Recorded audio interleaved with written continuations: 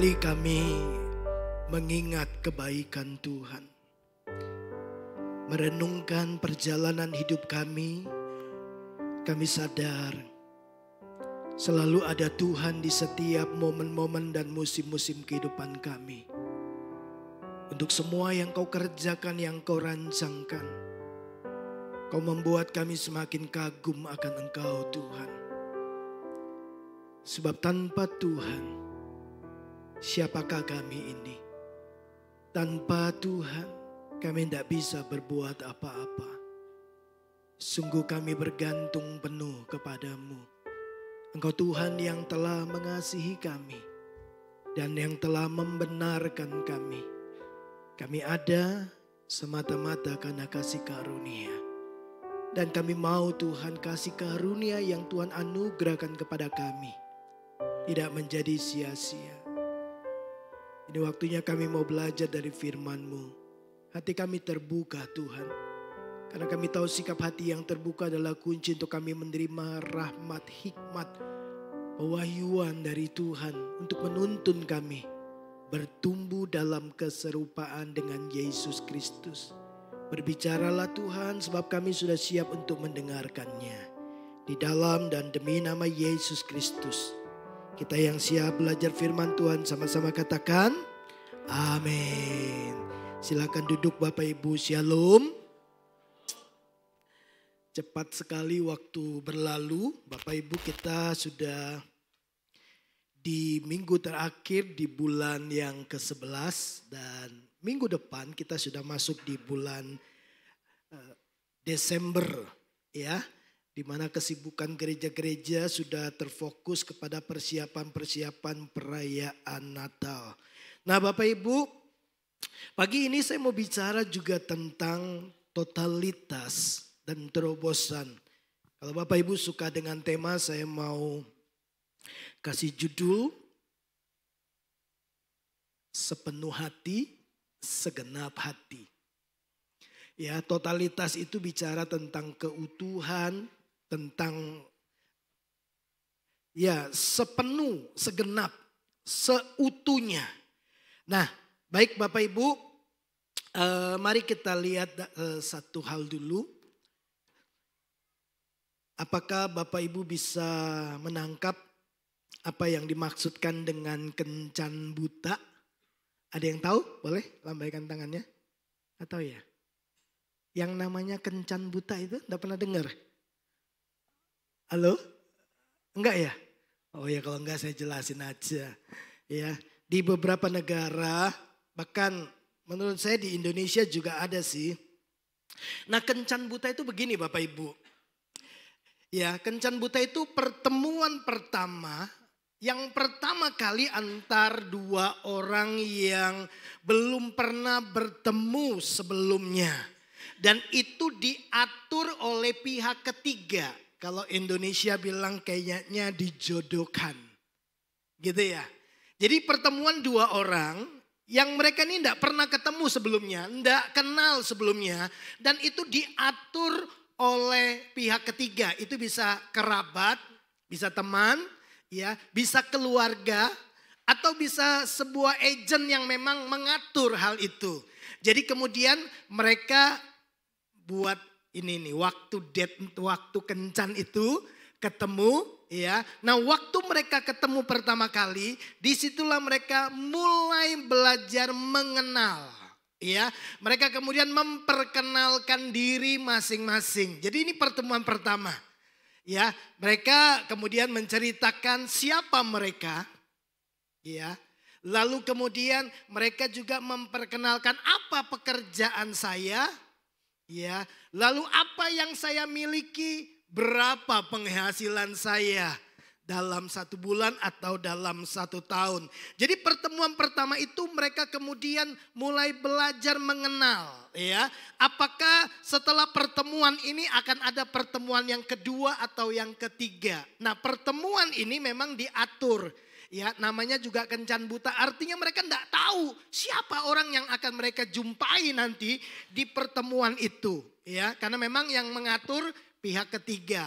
Nah, Bapak Ibu yang dikasih oleh Tuhan, Jadi mereka ini tidak saling kenal. Jadi di pertemuan itu baru mereka mulai mengenal satu dengan yang lainnya.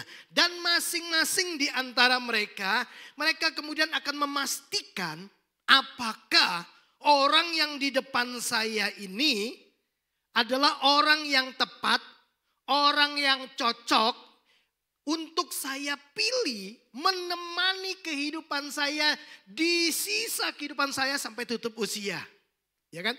Bahkan mungkin perjalanan itu kan lebih panjang daripada perjalanan selama ini yang dia sudah jalani.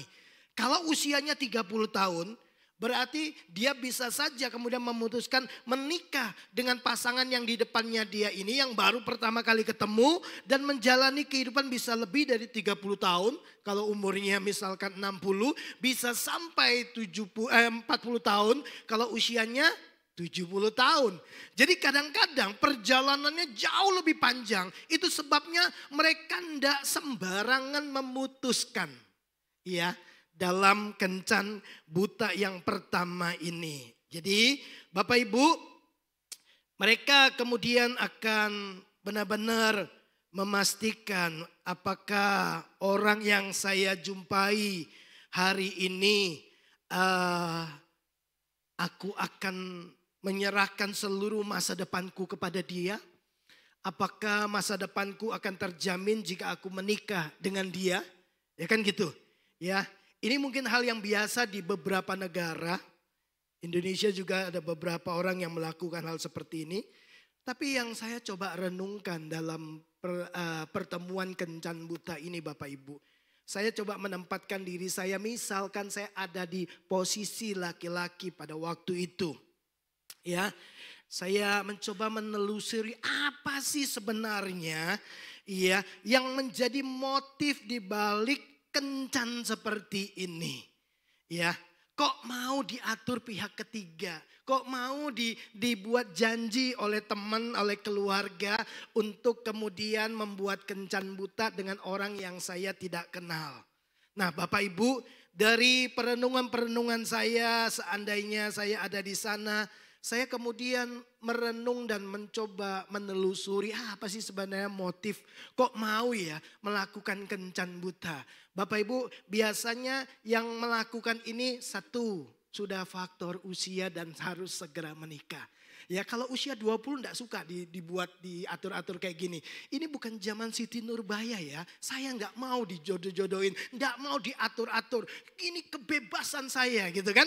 Tapi kalau sudah mendekati usia dan masuk usia kepala 3, kadang-kadang pasrah, kadang-kadang orang tua sudah bilang, "Udah waktunya nikah, umur sudah berapa? Udah punya pekerjaan." Ya, gitulah ya. Orang tua kemudian atur-atur. Nah, Bapak Ibu, kalaupun dia datang, ya karena memang ya saya harus menikah. Usia sudah tidak muda lagi. Jadi aku harus memastikan apakah aku mendapatkan yang terbaik buatku. Apakah dia bisa menjamin masa depanku. Apakah aku akan bahagia. Apakah aku akan menikmati kehidupanku selanjutnya dengan dia dan boleh menjalani sebuah kehidupan yang menyenangkan. Nah, terbanyak kemudian masing-masing pasangan kemudian motifnya adalah begini. Aku. Aku bahagia enggak ya kalau aku sama dia? Aku tercukupi enggak ya? Aku akan kemudian menjalani kehidupan yang menyenangkan enggak ya? Nah, terbanyak kemudian kita mengukurnya orang di depan kita untuk kepentingan-kepentingan kita. Jadi kalau kita merasa nyaman, kita akan lanjutkan. Tapi kalau enggak, kita enggak mau. Betul? Apalagi satu di depan kita, pekerjaan belum jelas. Taruhannya terlalu mahal, itu kan? Saya enggak maulah, enggak mau aku menderita dengan dia. Nah, jadi terbanyak kemudian fokusnya itu kepada diri kita sendiri. Nah, satu kali seorang anak muda bertanya kepada pasangan yang ada di depannya. Dia bertanya setelah memperkenalkan diri. Dia bertanya begini, "Kenapa kamu mau menikah dengan aku?" Yang perempuan terus terang berkata, Ya, aku mau menikah dengan kamu. Karena kamu sudah punya rumah. Pekerjaanmu bagus, penghasilanmu tinggi. Ya, kamu udah punya mobil, ya punya usaha. Beberapa tempat sudah punya banyak cabang-cabang dari usahamu. Bapak Ibu, waktu pria ini mendengar jawaban dari wanita ini, dia sedikit menjadi kecewa. Kenapa? Karena ternyata wanita ini bukan tertarik sama dirinya, tapi tertarik dengan apa yang dia punya. Kalau Bapak Ibu jadi pria ini, kira-kira apakah perasaan yang sama muncul di dalam hati Bapak Ibu Saudara? Ketika pasangan yang Bapak Ibu ingin nikahi dia berkata, ya aku mau sama kamu. Karena kamu mapan, kamu punya uang banyak, punya mobil, punya apartemen, punya villa, ya punya tabungan yang banyak gitu. Ya, saya percaya kita pasti mengalami sebuah pertimbangan-pertimbangan lagi untuk apakah melanjutkan dengan pasangan ini. Yang ternyata mencintai yang saya miliki dan bukan mencintai saya. Begitu Bapak Ibu kan? Ya. Tahukah Bapak Ibu, hal yang seperti ini juga dirasakan oleh Tuhan. Banyak orang mau jadi orang Kristen karena mereka percaya, karena mereka mau, karena mereka dengar bahwa kalau saya percaya Yesus, saya akan diberkati. Bapak Ibu pernah sering kali dengar itu? Ya, kalau kamu percaya Tuhan Yesus, nanti keluargamu diberkati, usahamu akan maju. Ya, jadi selalu embel-embelnya diberkati, ya, menjadi sukses. Tidak salah dengan itu Bapak Ibu. Ada janji Tuhan. Memang yang Tuhan janjikan bahwa kalau kita sungguh-sungguh dengan Tuhan, Dia Tuhan yang akan memimpin perjalanan kita menuju perjalanan yang selalu berhasil dan beruntung. Amin Bapak Ibu. Ada janji Tuhan. Tapi seringkali orang Kristen datang itu bukan karena kita mengasihi Tuhan. Kita bukan mencari pribadinya. Kita mencari berkatnya. Kita mencari pertolongannya. Dan bukan mencari pribadinya. Kita jatuh cinta bukan dengan pribadinya. Tapi kita lebih terpesona. Kita lebih tertarik ketika Tuhan memberkati kita. Tapi ketika Tuhan tidak memberkati kita, atau Tuhan menyediakan yang pas-pasan buat kita, kita merasa Tuhan tidak sayang sama kita. Jadi banyak orang Kristen mengukur bahwa Tuhan sayang sama dia ketika Tuhan memberikan apa yang dia mau. Bukankah itu juga dirasakan oleh banyak pasangan? Kalau kamu sayang sama aku, kamu tuh mestinya hadiahin aku handphone yang baru, mobil, rumah. Jadi wujud sayangnya itu dinilai dengan pemberian-pemberian. Nah ini juga yang dilakukan banyak orang Kristen dengan Tuhan. Minggu lalu kita dengar Bapak Ibu, ya, ketika Tuhan berkata kepada Musa, Musa, kau cuma lihat saja. Setelah itu kau akan mati. Sia-sia dong Tuhan. 40 tahun pimpin perjalanan di padang gurun. Ya. Ternyata tidak sia-sia Bapak Ibu. Nah kalau kita mengukur, mengasihi Tuhan. Ya, kita merasa kita telah mencintai Tuhan. Padahal sebenarnya waktu kita mencari Dia, kita hanya mencari berkat-Nya. Bapak Ibu kita bisa cek sebenarnya. Ya, waktu kita saat teduh. Bapak Ibu bisa cek. Ya, apakah kita ini mengejar Tuhan atau mengejar berkat-Nya Tuhan. Nah, waktu kita saat teduh, Bapak Ibu coba perhatikan. Waktu kita berdoa, coba cek apa isi doa kita. Ya kan? Bapak Ibu berkomunikasi dengan Tuhan dari hati ke hati. Tuhan, apa yang Tuhan mau aku lakukan hari ini ya? Siapa orang yang Tuhan mau aku berkati? Hari ini Tuhan mau ngomong apa? Apa sih isi hati Tuhan? Apa sih yang Tuhan, yang aku bisa lakukan yang buat Tuhan senang gitu. Terbanyak kita berdoa, Tuhan berkati hidupku, berkati bisnisku, sembuhkan. Semua isinya permintaan kita. Bukan kerinduan kita untuk mengenal hatinya seperti apa. Yang Tuhan mau seperti apa. Coba list semua doa kita itu, minta semua untuk apa? Untuk kita. Isinya semua minta Tuhan memberi. Nah, kita itu jangan-jangan ikut Tuhan karena kita menginginkan berkatnya saja. Bukan menginginkan pribadinya. Sehingga begitu kita udah list, kita punya permintaan. Nah, giliran Tuhan mau ngomong, kita udah bilang amin. Jadi tidak ada komunikasi. Jadi kita tidak mengenal siapa Tuhan kita yang sesungguhnya. Ini ironis Bapak Ibu. Tapi ini yang paling sering dilakukan oleh orang-orang Kristen. Kita tidak menyapa Tuhan. Kita meminta supaya Tuhan memberikan banyak hal yang kita inginkan. Coba waktu kita membaca Alkitab Bapak Ibu. Ya, waktu Bapak Ibu membaca Alkitab satu perikop begitu ya. Nah, waktu kita membaca, yang kita suka kasih tanda, yang kita kemudian ingat-ingat adalah apa? Janji Tuhan kan? Ya enggak? Waktu kita baca, yang kita cari, Tuhan janji apa sama aku? Tuhan mau lakukan apa sama aku? Kita tidak merenungkan firman Tuhan untuk mengenal siapa Dia yang sedang berbicara kepada kita. Contoh, Mazmur 23. Tuhan adalah gembalaku, takkan kekurangan aku. Kita langsung yang kita ingat apa? Tuhan, aku tidak akan kekurangan. Itu yang kita ingat. Janjinya. Iya Pak, iya. Kita tuh kalau baca suka mencari janji Tuhan untuk saya. Kita tidak mencoba mengenal begini. Ternyata Tuhan itu adalah seorang gembala. Gembala itu selalu jalan di depan. Berarti kan Tuhan itu di depan saya. Dia mau tunjukkan jalan supaya saya tidak tersesat.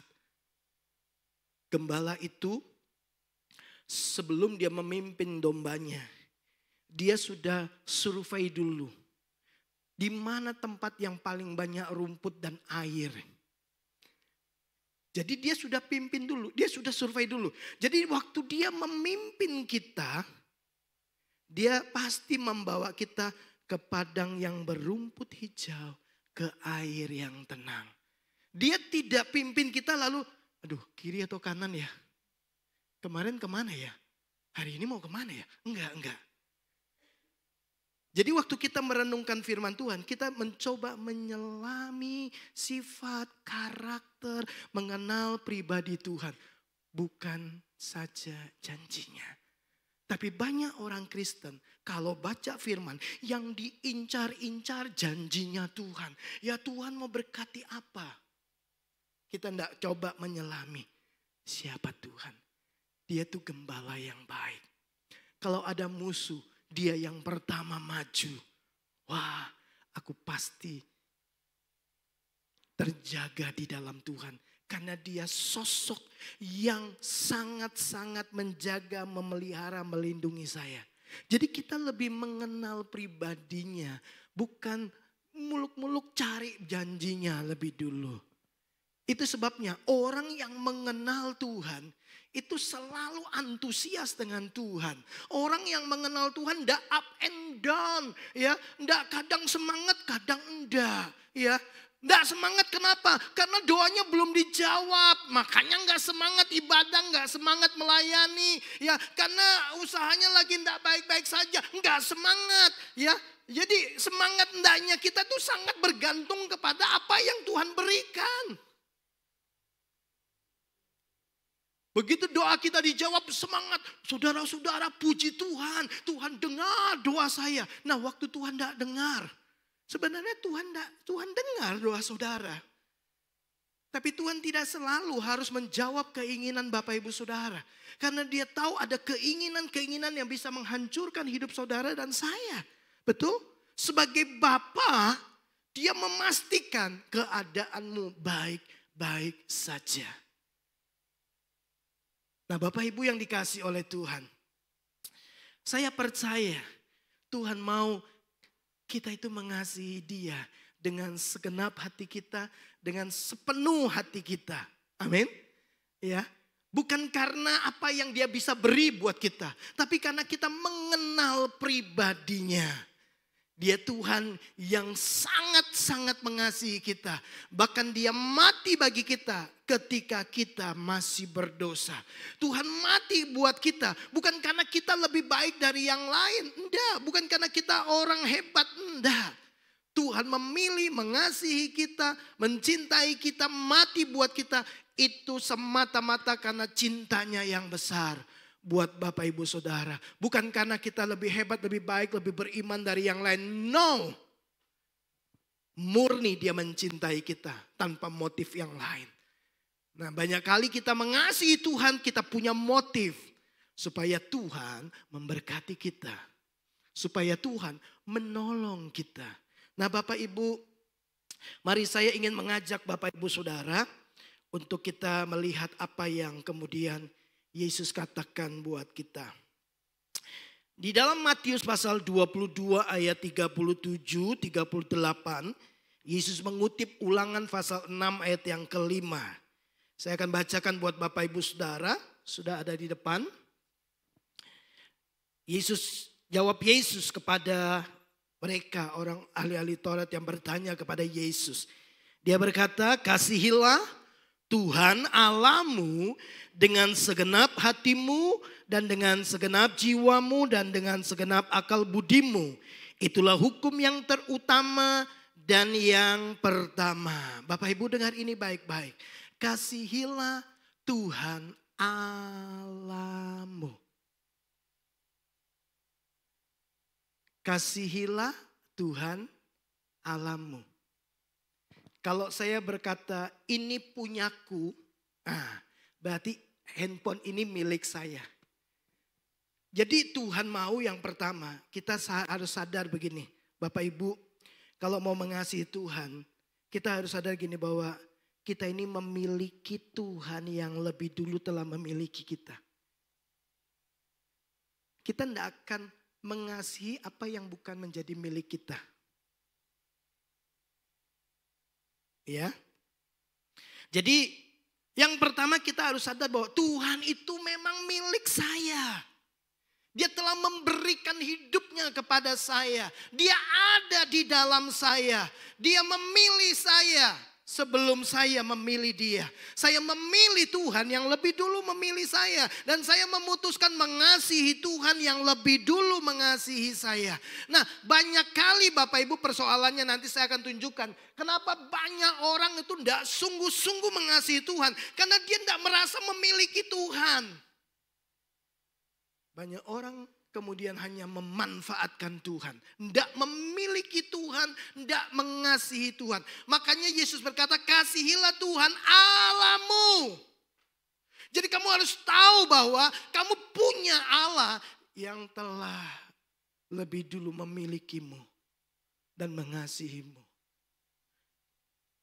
Kasihilah Tuhan Allahmu dengan segenap hatimu, segenap seluruhnya, sepenuhnya, utuh, bukan sebagian.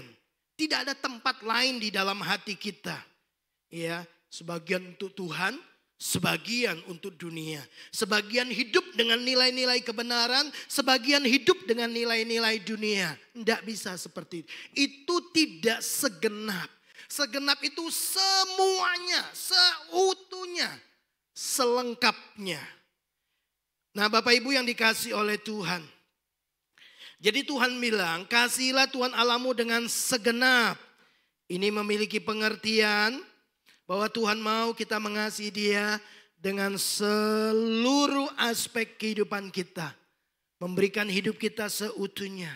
Karena memang bukankah saudara dan saya adalah milik Tuhan? Bukankah kita telah ditebus, kita telah dibayar dan lunas? Betul Bapak Ibu? Ya, sebelumnya kita milik Tuhan, lalu kita terjual karena dosa, dan Tuhan kemudian menebus kita kembali dengan darahnya, dan kemudian kita menjadi milik Tuhan kembali. Nah, saudara, kita milik Tuhan dan kita memiliki Tuhan. Tuhan itu nggak tertarik dengan hidup yang diberikan atau dipersembahkan hanya sebagian. Saya percaya saudara juga nggak akan tertarik ketika pasanganmu kemudian mengasihimu hanya dengan setengah hati. Setengahnya, aku masih cinta sama mantanku. Wah, saya percaya nggak ada satupun yang mau seperti itu. Ya, setiap kali obrolan yang dibicarakan mantannya, saya percaya akan selalu ada konflik dalam semua komunikasi. Ya, kenapa? Karena nggak sepenuh hati. Makanya kalau dalam bimbingan pernikahan, saya selalu bilang begini, orang itu selalu mengucapkan selamat kalau kita menikah, selamat menempuh hidup baru. Nah, saya bilang sebelum kamu masuk dalam hidup yang baru, yang lama itu mesti diberesin semua. Yang lama itu tidak boleh dibawa masuk ke dalam hidup yang baru. Setuju Bapak Ibu? Ya, semua kisah, semua cerita, semua kenangan-kenangan dengan mantan-mantan yang sudah ada, itu sudah dikuburkan. Satu kali saya sama istri saya, kita ngobrol. Saya cerita semua kisah masa lalu saya. Saya pernah pacaran sama ini, sama ini, sama ini, sama ini, sama ini. Banyak loh. Lah saya kasih tahu daripada nanti begitu reuni dengan teman-teman saya. Ya kan? Nanti teman saya bilang gini, kamu tahu enggak, Hensan dulu pacaran sama itu loh. Itu juga, yang itu juga, yang itu juga, itu juga. Kan? Dia sakit hati kan. Wah, ternyata playboy. Gitu kan? Jadi saya cerita lebih dulu. Ya kan? Jadi waktu misalkan teman saya bilang gini, itu dulu pacarnya, oh ya dia udah kasih tahu. Nggak ada sambungan lagi. Itu ya udah dia udah cerita. Ya udah kemarin juga sudah selesai. Kita nggak membawa yang lama masuk dalam hidup yang baru. Jadi kalau di dalam perjalanan hidupmu yang baru masih ada cerita-cerita, masih mengungkit-ungkit dulu ya kamu tuh kayak begini-begini. Itu berarti belum dikuburkan. Bapak Ibu yang dikasihi oleh Tuhan. Saya percaya Tuhan mau kita hidup baru. Amin. Dia berkata, semua kesalahan kita, semua dosa kita, semua pemberontakan kita sudah dibuang sejauh timur dari barat. Sudah dikuburkan. Tuhan tidak ingat-ingat lagi. Dia mau kita jalani hidup baru bersama dengan Dia. Bahwa kita ini miliknya dan Dia milik kita. Kemudian kita akan dipersuntingkan dengan Yesus Kristus mempelai pria. Bapak Ibu yang dikasihi oleh Tuhan. Tentu Yesus Kristus mau mempelai wanitanya. Mencintai dia dengan segenap hati. Dengan segenap jiwa. Dengan segenap kekuatan. Dengan segenap akal budi kita. Amin. Ya, mengasihi Tuhan. Bukan mengincar berkatnya saja. Bukan mengincar hartanya. Saya percaya tidak ada orang yang mau ketika pasangannya berperilaku seperti ini. Jadi Bapak Ibu, mari. Kalau kita saja tidak suka orang yang mengasihi kita dengan setengah hati, sudah pasti Tuhan juga gak suka. Di dalam kitab Wahyu Tuhan itu tegaskan, jangan setengah-setengah. Kalau mau panas ya panas, kalau mau dingin ya dingin. Jangan suam kuku. Ya, jangan setengah-setengah. Tidak ada tempat yang netral dalam kerajaan Allah. Ya. Ya, sama dunia kita oke, sama Tuhan kita oke, enggak. Kalau mau panas, panas, kalau mau dingin, dingin. Di dalam Lukas 11 ayat 23, Yesus bilang begini, siapa yang tidak bersama dengan aku, dia melawan aku. Jadi berbeda. Ya. Nah ini ada 3 hal yang saya mau sodorkan kepada Bapak Ibu Saudara. Beberapa hal yang membahayakan hidup kita. Kalau kita hanya memiliki sebagian atau setengah dalam kehidupan saudara dan saya. Yang pertama, yang tidak boleh kita miliki dalam hidup kita yang sebagian-sebagian ini itu sangat-sangat berbahaya buat saudara. Yang pertama, kebenaran yang sebagian.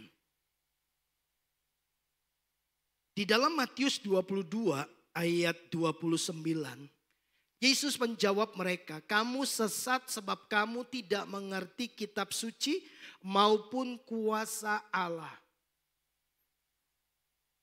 Kamu sesat karena kamu tidak mengerti kitab suci, tidak mengerti kebenaran. Ya, nah itu sebabnya kemudian kita karena ketidakmengertian itu menjadi penyebab kita ada di jalan yang salah. Karena kita tidak mengerti sepenuhnya. Mengerti sebagian itu sangat berpotensi membawa kita kepada penyesatan. Kebenaran sebagian, Yesus berkata kamu sesat. Mari saya kasih contoh buat Bapak Ibu Saudara. Kalau ada orang berkata, oh saya kenal Pak Hensan. Pak Hensan itu pendeta, betul Bapak Ibu? Betul. Ya kan? Pak Hensan itu dari Kalimantan. Betul? Betul. Lalu Pak Hensan itu anaknya 3. Betul? Betul. Pak Hensan itu istrinya dari Jakarta. Betul Bapak Ibu? Salah. Apakah itu saya? Bukan. Di awalnya sama. Nama sama. Datang dari kota mana sama, anaknya 3 sama, statusnya sama, pekerjaannya sama, tapi istrinya beda. Apakah Bapak Ibu akan berkata bahwa Hensan yang diceritakan orang itu adalah saya? Bapak Ibu akan bilang gini, oh bukan Pak Hensan yang saya kenal. Pak Hensan yang saya kenal istrinya dari Blora, Jawa Tengah, bukan dari Jakarta. Itu berarti Hensan yang lain. Bapak Ibu serangkap, hanya sebagian kebenaran itu bukan berarti kebenaran yang seutuhnya. Hanya 90% kebenaran itu bukan kebenaran. Jadi kebenaran itu harus utuh. Nah kalau kita tidak mengerti kebenaran secara utuh, Yesus bilang kita sangat mudah tersesat. Pemahaman kita tidak penuh. Kita cuma tahu Tuhan itu baik, Tuhan itu penuh kasih. Kita lupa bahwa Dia Tuhan yang adil, yang tidak membiarkan dosa. Iya kan? Nah kita cuma tahu Tuhan itu memberkati, Tuhan itu melindungi. Kita lupa kalau Dia nanti akan berdiri sebagai hakim. Di mana kita harus memberi pertanggungjawaban atas semua yang kita lakukan. Nah kebenaran-kebenaran yang setengah-setengah ini Bapak Ibu akan membawa kita kepada penyesatan. Jadi memahami sebagian kebenaran saja itu artinya saudara cuma mengerti sebagian. Sebagiannya saudara tidak mengerti. Bisa jadi sebagiannya kita abaikan dan kita anggap itu bukan kebenaran. Berseliweran di YouTube banyak sekali pengajaran-pengajaran. Banyak sekali khotbah-khotbah. Tapi kita mesti hati-hati untuk melihat. Apakah ini kebenaran secara utuh atau hanya ambil-ambil ayat saja untuk meneguhkan pemahaman kita. Karena banyak kali saya dengarkan khotbah-khotbah hanya mengambil ayat untuk mendukung pendapatnya. Kita harus membaca firman Tuhan dengan konteksnya. Tuhan ini lagi sedang bicara apa? Nanti saya akan kasih contoh buat Bapak Ibu Saudara. Jadi kalau kita memiliki pengertian yang tidak lengkap, kita berpotensi untuk tersesat. Tadi saya sudah kasih contoh. Contoh lain. Kita memahami peraturan lalu lintas. Bahwa kalau kita bawa mobil kita harus punya SIM. Betul Bapak Ibu? tapi punya SIM saja, itu pemahaman kita belum lengkap. Bukan berarti Bapak Ibu punya SIM A, Bapak Ibu bisa bawa semua jenis mobil, betul? Bapak Ibu punya SIM A nggak bisa bawa bis, nggak bisa bawa truk gitu ya Pak Polisi ya. SIM A nggak bisa bawa truk ya, apalagi truk gandeng, ya kan? Gandeng pasangan orang lebih bahaya lagi, ya. Jadi kalau kita cuma ngertinya begini, saya punya SIM, jadi saya bisa bawa mobil apa saja, Bapak Ibu akan ditilang. Benar, tapi tidak sepenuhnya benar. Pemahaman kita baru sebagian saja. Nah, Bapak Ibu harus mengerti ya, bahwa mobil itu mobil pribadi boleh bawa SIM, pakai SIM A, ya, ada SIM B, ada SIM B1, B umum, wah nggak tahu lah. Ya mungkin banyak SIM sampai jenis Z gitu mungkin yang nggak ngerti. Nah karena nggak mengerti kita harus cari tahu supaya kita tidak salah dan kita ditilang. Jadi pemahaman kita itu harus lengkap. Pengajaran atau pengenalan akan Allah yang hanya sebagian merupakan pengajaran yang tidak sehat dan itu berpotensi untuk menimbulkan penyesatan bagi tubuh Kristus dan juga termasuk buat kita. Hati-hati dengan pengajaran yang berkata ini, jadilah dirimu sendiri. Kan? Kita harus jadi diri kita sendiri sebagaimana Tuhan menciptakan kita. Bapak Ibu, Alkitab bilang kita harus menjadi seperti Yesus. Ya enggak? Oke. Di satu sisi memang kita perlu jadi diri sendiri. Maksudnya kita tidak perlu meniru orang lain. Tapi Alkitab baru sebagian kecil saja pemahaman tentang diri kita. Yang Tuhan mau kita menjadi seperti Yesus. Ikuti kata hatimu. Waduh. Padahal kecenderungan hati manusia berbuahkan kejahatan. Bagaimana bisa ikuti kata hatimu? Ikut Yesus. Ikuti firman Tuhan. Nah, pemahaman-pemahaman yang sepenggal-sepenggal begini akan membuat kita kemudian terjebak ada di dalam situasi-situasi yang membuat kita mengalami burnout. Ya. Titik kejenuhan di mana kita melihat gini, saya sudah lakukan semuanya tapi kok tidak ada hasil. Kenapa? Karena kita mengerjakan dengan cara yang salah, berawal dari pemahaman yang sebagian saja. Bapak Ibu yang dikasihi oleh Tuhan. Beberapa orang berpikir begini. Kekristenan itu yang penting hidup saya dengan Tuhan.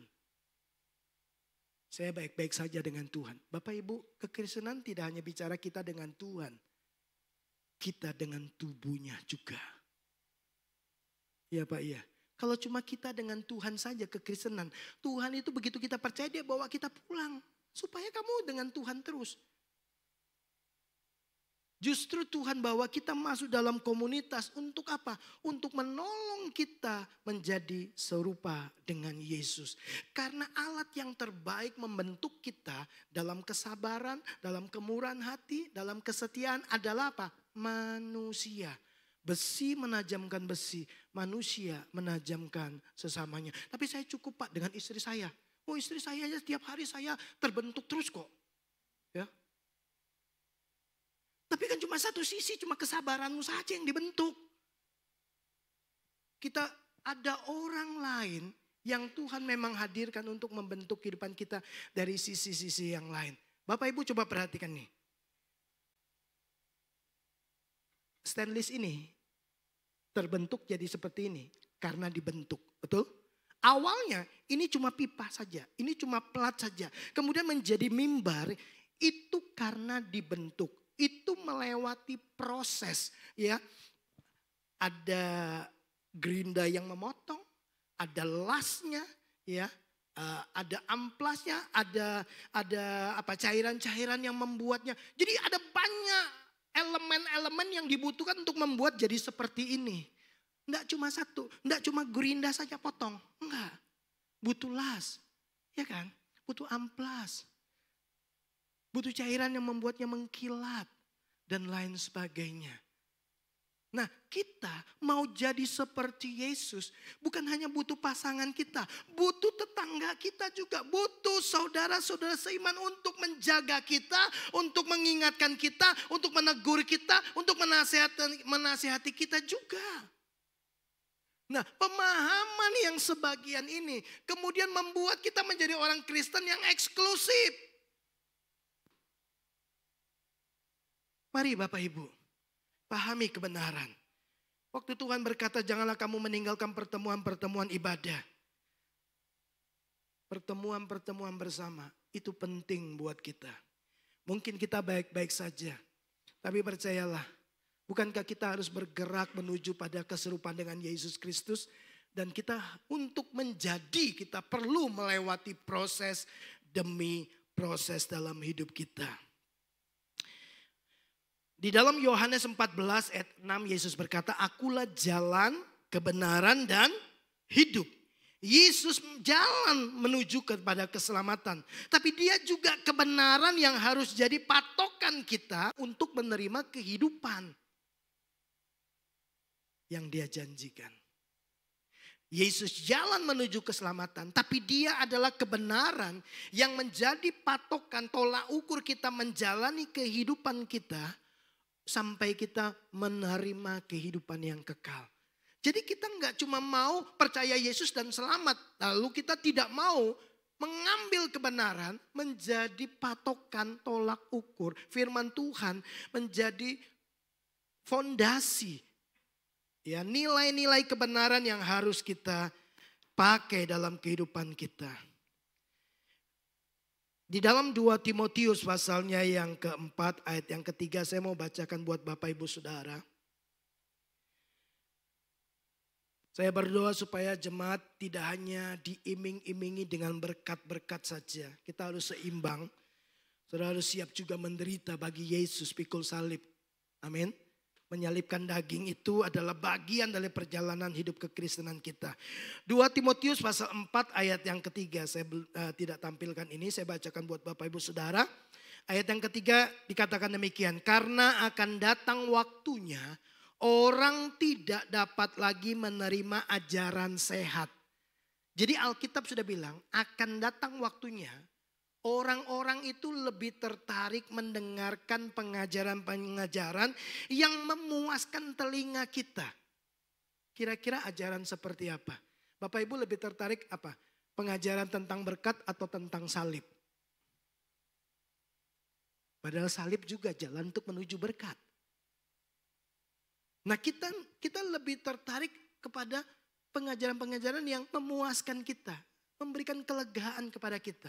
Kita tidak suka ketika Paulus menuliskan ya bahwa kita bukan hanya dipanggil untuk percaya, tapi juga untuk menderita bagi Kristus. Itu dihapus dulu. Itu bagiannya semua itu yang ada di mimbar-mimbar itu bagiannya mereka. Bagiannya kita adalah perjalananmu akan berhasil dan beruntung. Itu bagiannya kita.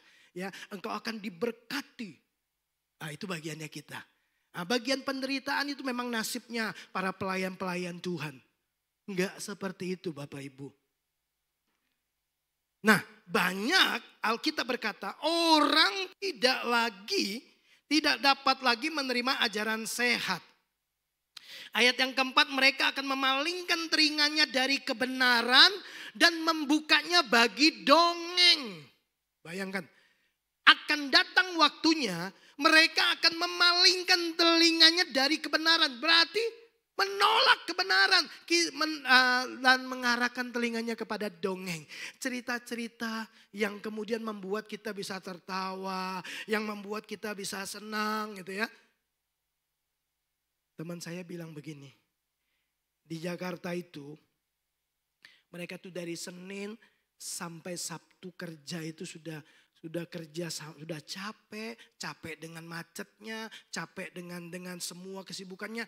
Coba kalau hari Minggu itu janganlah kasih pesan-pesan yang justru membuat tidak menyenangkan. Pesannya kok salib, pesannya kok penderitaan gitu. Coba pesannya tuh yang lucu-lucu, yang bikin happy gitu kan. Jadi setelah sudah happy dari gereja, keluar happy lagi. Bisa shopping, bisa kuliner, makan dan lain sebagainya. Alkitab udah bilang bahwa mereka akan memalingkan telinga mereka dari kebenaran.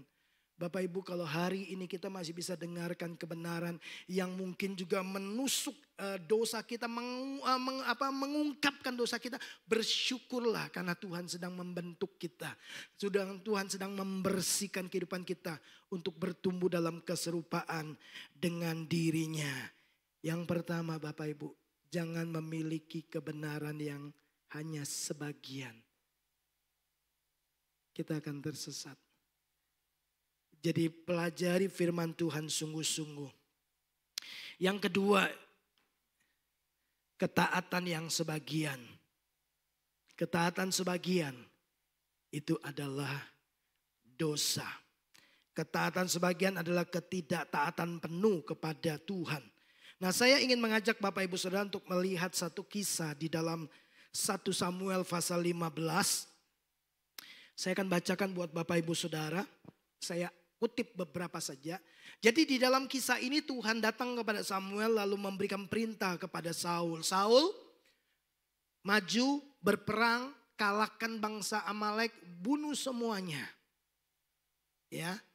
Saul mempersiapkan semuanya, lalu maju berperang dan mereka mengalahkan semua musuhnya.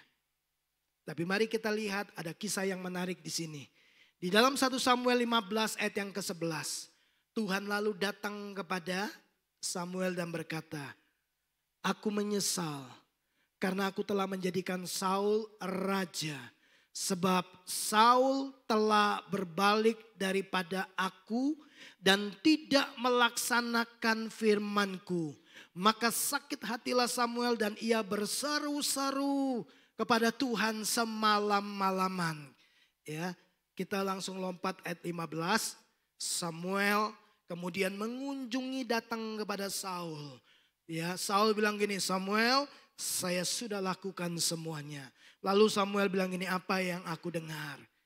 Suara apa ini, kambing domba? Ya. Ayat 15 Saul menjawab, jawab Saul, semuanya itu dibawa daripada orang Amalek. Sebab rakyat menyelamatkan kambing domba dan lembu yang terbaik dengan maksud untuk mempersembahkan korban kepada Tuhan Allahmu. Tetapi selebihnya telah kami tumpas. Jadi Bapak Ibu, waktu mereka pergi berperang, mereka mengalahkan bangsa Amalek, dibunuh semuanya. Tapi kemudian kambing domba yang jelek-jelek dibunuh. Yang baik-baik mereka ambil. Alasannya apa? Alasannya rohani sekali. Bapak Ibu, alasannya untuk mempersembahkan korban kepada Tuhan Allahmu. Tetapi selebihnya kami tumpas. Kemudian Samuel menegur Saul dan berkata, kamu tidak melakukan apa yang Tuhan perintahkan kepadamu. Ayat 20 dia jawab, lalu kata Saul kepada Samuel, aku memang mendengarkan suara Tuhan dan mengikuti jalan yang telah disuruh Tuhan kepadaku. Dan aku membawa Agag raja orang Amalek, tetapi orang Amalek itu sendiri telah kutumpas. Tetapi rakyat mengambil dari jarahan itu kambing domba dan lembu-lembu terbaik dari yang dikhususkan untuk ditumpas. Perhatikan, dari yang dikhususkan untuk ditumpas, jadi harus ditumpas. Tapi mereka kemudian menyisihkannya untuk mempersembahkan kepada Tuhan Allahmu di Gilgal.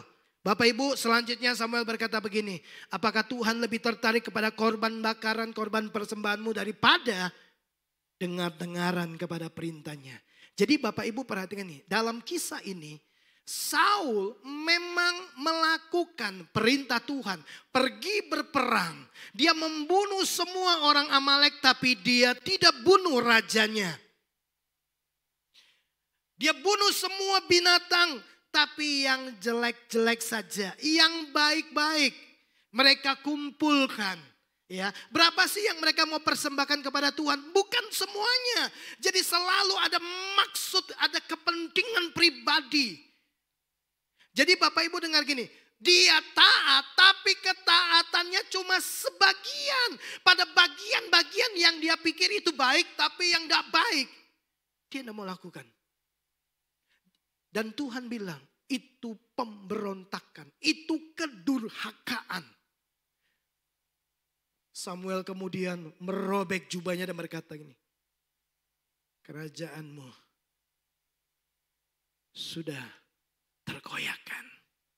Tuhan sudah memilih penggantinya. Bapak Ibu, dari sini kita coba lihat. Jadi Tuhan mau ketaatan kita itu sepenuhnya. Bukan sebagian. Ketaatan sebagian sama dengan dosa pemberontakan.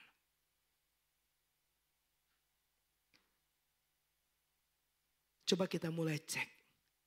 Ada kebenaran-kebenaran yang kita mau hidupi karena ini memberi manfaat kepada kita. Tapi ada kebenaran-kebenaran yang kita tidak mau pegang itu, kita lepaskan itu. Karena mungkin punya konsekuensi harus menyalipkan daging, harus menyangkal diri, harus rela berkorban. Nah, bagian ini kita tidak mau. Kita hanya mau taat pada bagian-bagian yang memberikan kontribusi dan keuntungan buat kita.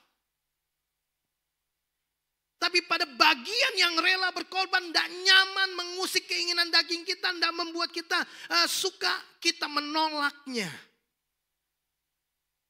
Hati-hati dengan ketaatan yang sebagian seperti ini. Sebagian atau menunda ketaatan juga merupakan ketidaktaatan. Sebagian atau menunda ketaatan tetap saja merupakan ketidaktaatan. Bapak Ibu, dari kisah Saul ini, kita kemudian bisa melihat Bapak Ibu melakukan sebagian kebenaran, mentaati satu kebenaran tapi mengabaikan kebenaran yang lain. Itu sama dengan ketidaktaatan. Menundanya juga adalah sebuah ketidaktaatan. Kita tetap ke gereja, tapi keluar dari gereja, cara hidup kita sama dengan orang-orang dengan nilai-nilai dunia ini. Kerja tidak punya integritas, berperilaku yang sama, malas dan lain sebagainya. Yang lain langgar peraturan lalu lintas, kita juga langgar peraturan lalu lintas. Kita hanya taat waktu kita ada di gereja. Tapi begitu kita di luar, kita sama dengan orang-orang dunia. Bapak Ibu dengar gini, waktu dia mati buat kita, dia memindahkan kita dari gelap kepada terangnya. Dan dia mau kita hidup dengan budaya kerajaan Allah. Bukan dengan sistem dunia, tapi dengan sistem kerajaan Allah. Jadi waktu dia memindahkan saudara, saudara kemudian menyadari gini, aku tidak lagi seperti yang dulu. Waktu saya dibaptis, saya berkata kepada diri saya sendiri, insan yang lama dengan semua kejahatannya, dengan semua perilakunya, dengan semua pemberontakannya, dengan semua dosanya, dengan semua kesalahan-kesalahannya telah dikuburkan dalam baptisan. Waktu aku keluar dari air, aku menjadi ciptaan yang baru. Aku hidup bagi Kristus. Aku hidup untuk mengerjakan kehendak Allahku. Berita pertama Yesus apa? Bertobatlah sebab kerajaan Allah sudah dekat. Alasan pertobatan kita bukan supaya kita masuk surga. Alasan pertobatan itu sebenarnya begini. Dulu yang memerintah hidup saya adalah diri saya. Tapi begitu saya bertobat, yang memerintah hidup saya adalah Raja saya, Yesus Kristus. Karena kalau Bapak Ibu baca dalam terjemahan bahasa Indonesia sehari-hari, selalu bicara tentang kerajaan Allah, itu bicara tentang Allah memerintah sebagai raja. Jadi alasan pertobatan kita adalah pertobatan dari cara hidup yang dipimpin diri sendiri kemudian menjadi cara hidup yang dipimpin oleh raja kita, Yesus Kristus. Nah itu sebabnya mari kita kemudian belajar Mari kalau kita mau taat, taatlah sepenuhnya. Ya. Jangan memilih-milih yang ini saya mau taat, yang ini saya tidak mau taat, yang ini saya lakukan, yang ini saya tidak mau lakukan. Bapak Ibu, bagi Tuhan itu adalah ketidaktaatan. Bapak Ibu bisa kemudian menelusuri apa yang kita sedang kerjakan dalam hidup kita. Apakah kita adalah orang-orang yang taat sepenuhnya kepada Tuhan. Di dalam Lukas pasal 11 ayat 42, Yesus berkata, yang satu dilakukan, tapi yang lain jangan diabaikan. Jadi lakukanlah semuanya. Hidup ini seperti permainan Bapak Ibu. Ya, ada batasan seperti lapangan badminton, yang biasa main badminton, itu ada batasannya. Ya kan? Kemudian ada batas waktu seperti permainan sepak bola. Ada langkah-langkah tertentu yang membatasi permainan catur. Kalau Bapak Ibu keluar dari batasan itu, maka akan ada kekacauan ataupun kena sanksi. Bola badminton dipukul, keluar dari lapangan, itu berarti kita dapat poin. Yang di sana kalah. Kan gitu. Ada batasannya. Wah, aku sudah yang penting nyebrang net ya. Oh, gitu kan. Nggak bisa. Loh, tapi keluar garis. Enggak, pokoknya nyebrang net itu sudah wilayahmu, itu kekuasaanmu, itu masalahmu. Wah, nggak bisa begitu Bapak Ibu. Ada batasannya. Loh, firman Tuhan itu juga punya batasan-batasan. Mengatur kita supaya kita itu hidup dengan budaya kerajaan Allah. Keluar dari itu kamu hidup dengan sistem dunia. Sama dengan dunia. Makanya Alkitab bilang jangan lagi kita menjadi serupa dengan dunia. Kenapa? Karena kita udah dipindahkan. Wow. Tuhan ciptakan kita dengan banyak aspek. Dan semua itu juga ada batasan-batasannya.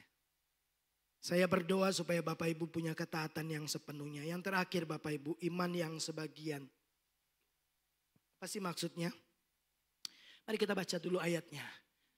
Sebab seperti tubuh tanpa roh adalah mati, demikian juga iman tanpa perbuatan-perbuatan adalah mati. Jadi iman yang sebagian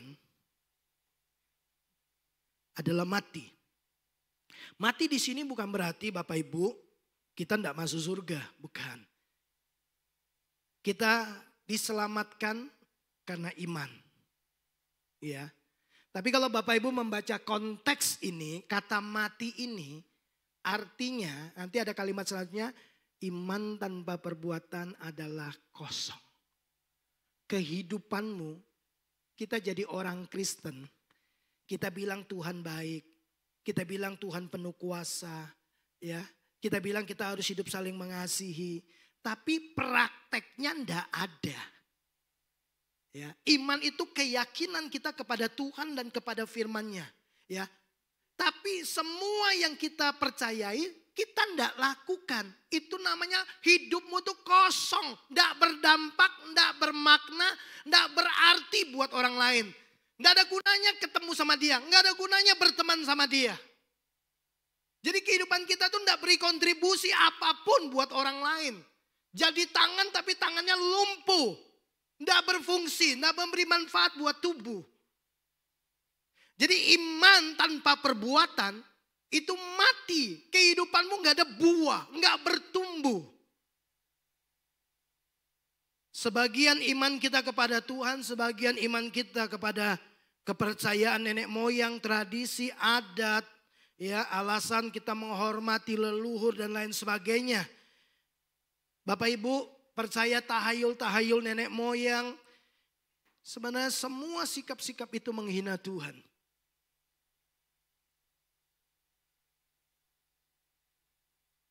Di dalam Markus. Saya tampilkan. Oke. Markus 7 ayat 6 dan 7. Perhatikan jawab Yesus kepada mereka. Benarlah nubuat Yesaya tentang kamu, hai orang-orang munafik. Sebab ada tertulis, bangsa ini memuliakan aku dengan bibirnya, padahal hatinya jauh daripadaku. Percuma mereka beribadah kepadaku, sedangkan ajaran yang mereka ajarkan ialah perintah manusia. Saya mau tutup dengan ini, Bapak Ibu. Yesus kemudian menegur mereka. Yesus bilang ini, kamu orang munafik. Di luar lain, di dalam lain. Tidak punya integritas. Kita mengaku kita orang yang percaya kepada Tuhan, tapi kita tidak melakukan firman Tuhan.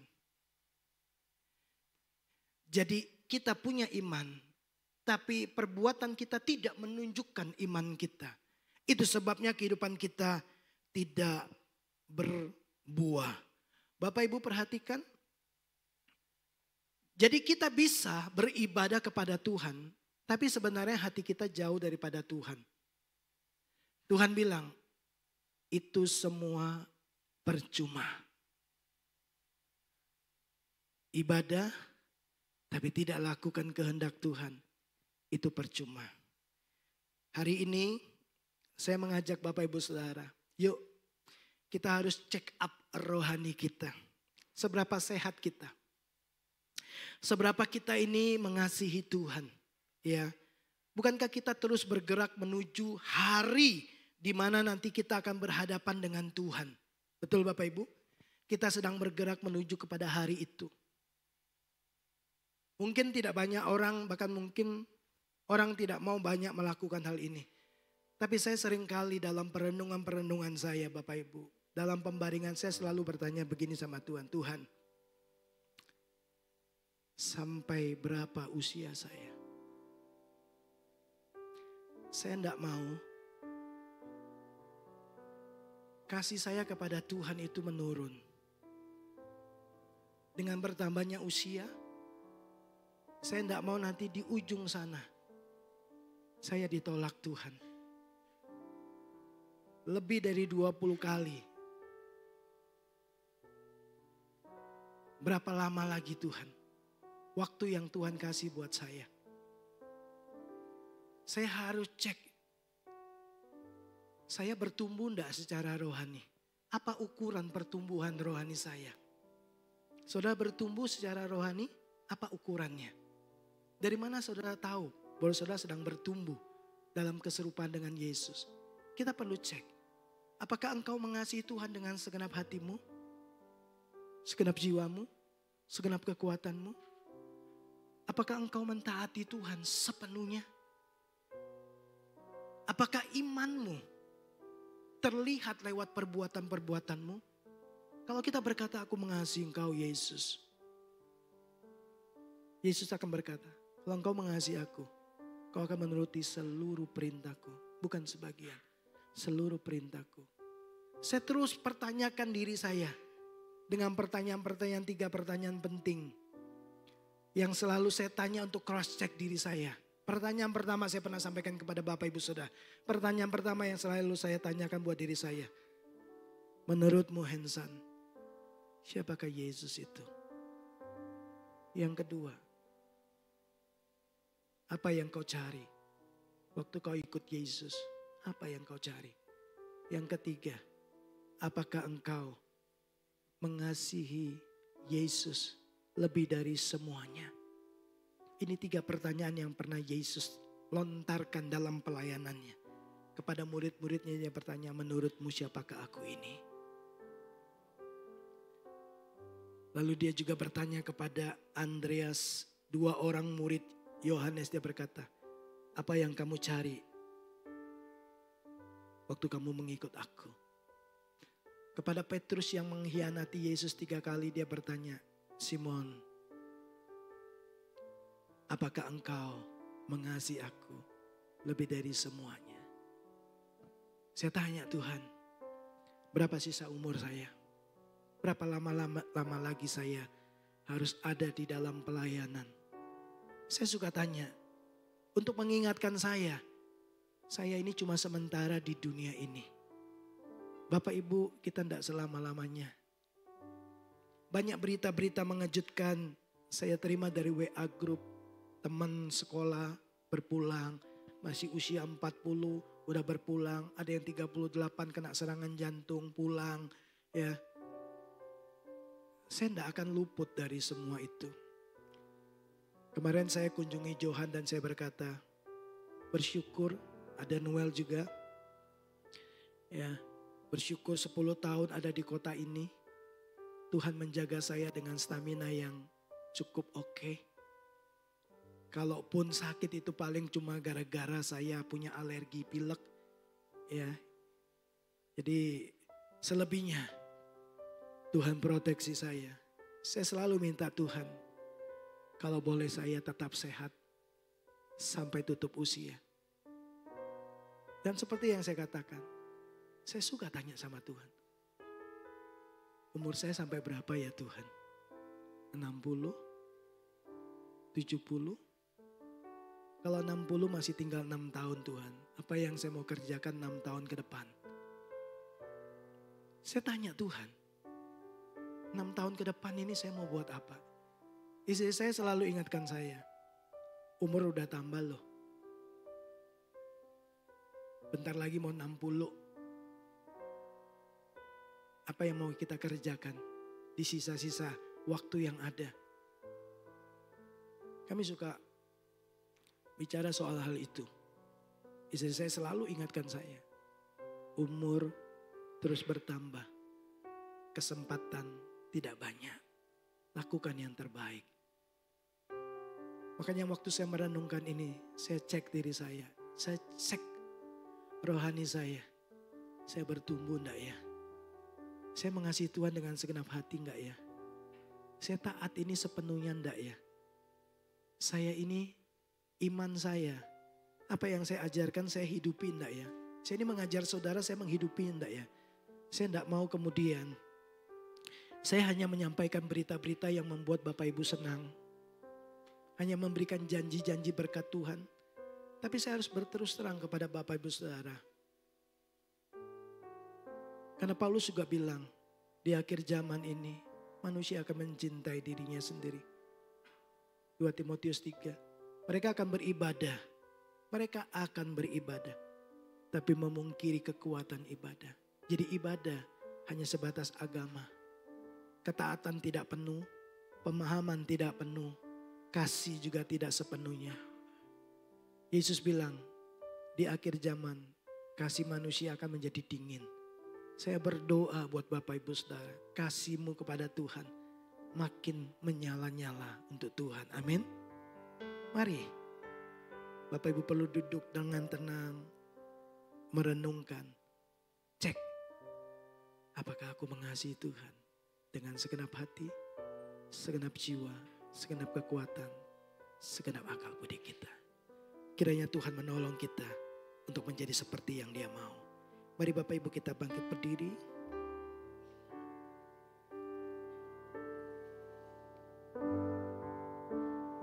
Aku mengasihi Engkau Yesus dengan segenap hatiku.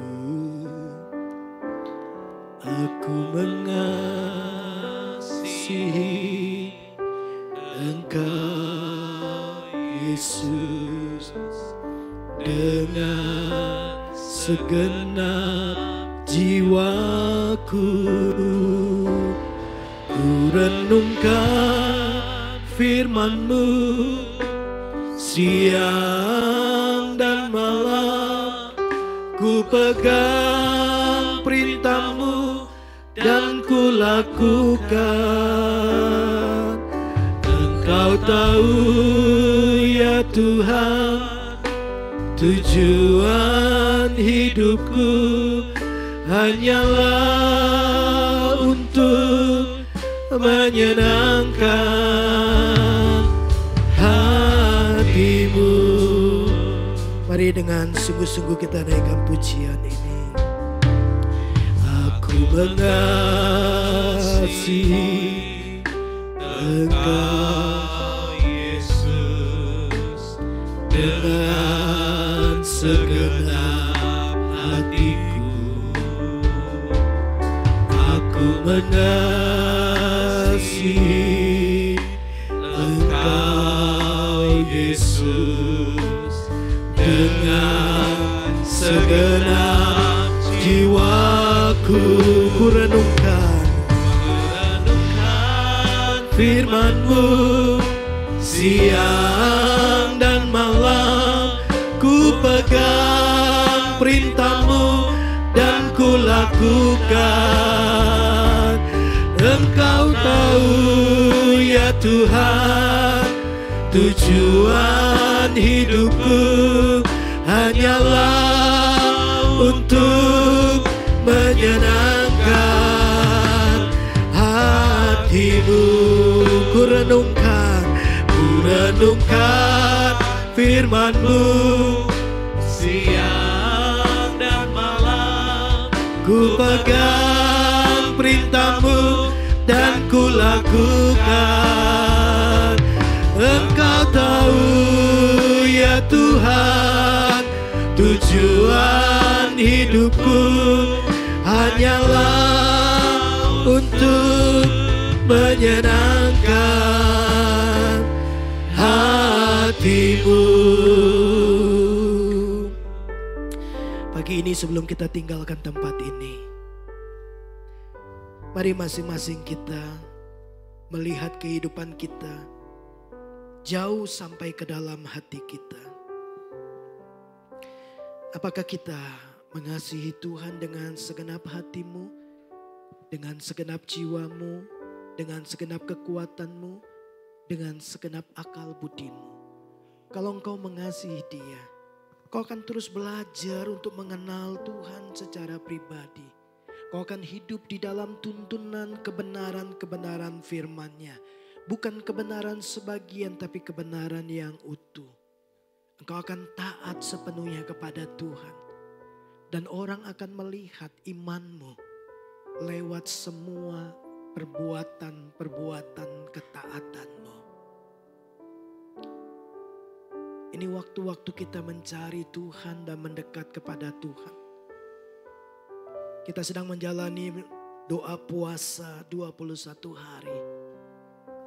Kita menerima tuntunan-tuntunan firman Tuhan yang Bapak Ibu bisa baca, renungkan lewat warta yang ada. Supaya kita semakin mengenal Tuhan. Kita mencintai Tuhan bukan hanya sekedar menginginkan berkat-Nya, tapi karena kita sayang kepada pribadinya yang mengasihi kita. Mari masing-masing kita bertanya kepada diri kita sendiri.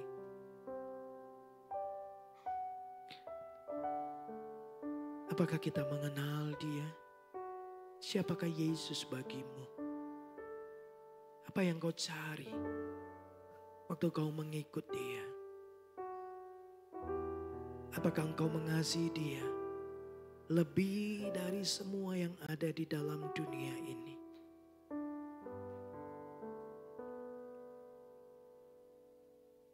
Apakah jawabmu?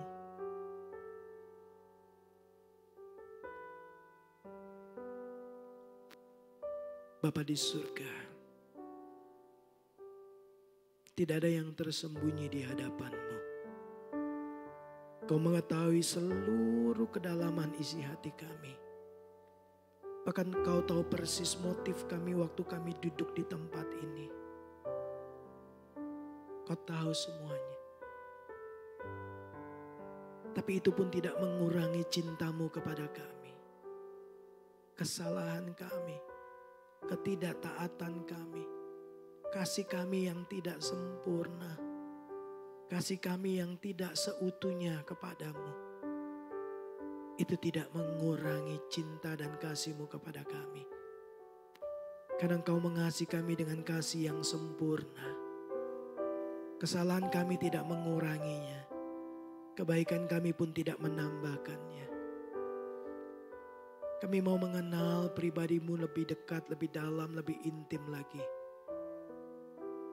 Supaya kami bisa mengasihi-Mu. Belajar dari Saul. Kami tidak mau menunda ketaatan dan ketaatan kami hanya sebagian. Karena pengenalannya yang tidak seutuhnya dengan Tuhan. Bapa di surga, ini hidup kami. Kami bersyukur kami boleh beribadah pagi hari ini. Kami bersyukur kami boleh mendengarkan firman-Mu. Bahwa kami semakin dekat, semakin mengasihi-Mu lebih lagi. Terima kasih buat ibadah kami pagi hari ini. Pada akhir di ibadah kami ini, bagi Tuhanlah segala kemuliaan dan hormat.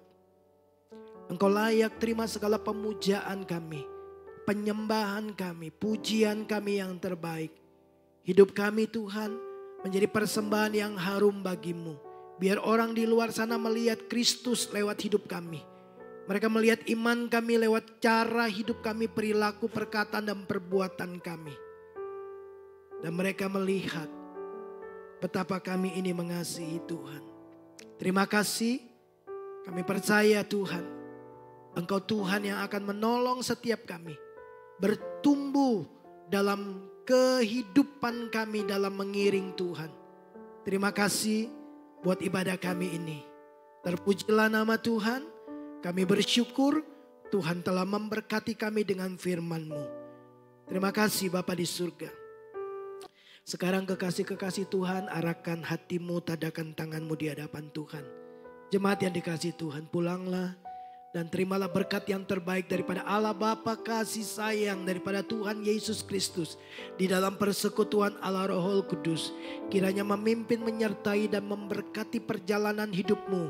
Dengan beragam-ragam hikmat dan kekuatan kasih karunia Tuhan selalu ada atas hidupmu.